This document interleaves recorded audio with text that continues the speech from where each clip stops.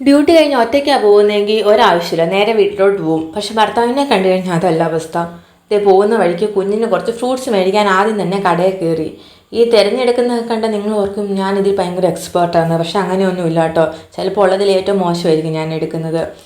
അങ്ങനെ തിരിഞ്ഞ് നമ്മൾ ഡ്രാഗൺ ഫ്രൂട്ടും ആപ്പിളും ഒക്കെ എടുത്തു. അത് കഴിഞ്ഞ് നേരെ അത്തിമരച്ചോട്ടിലോട്ടാണ് പോയി. അത്തിമരച്ചോട്ടിൽ അറിയത്തില്ലാത്ത ആൾക്കാരില്ലല്ലോ, കാരണം എൻ്റെ വീഡിയോയിൽ ഇത് ഞാനിപ്പോൾ രണ്ടാമത്താണ് അത്തിമരച്ചോട് കാണിക്കുന്നത്.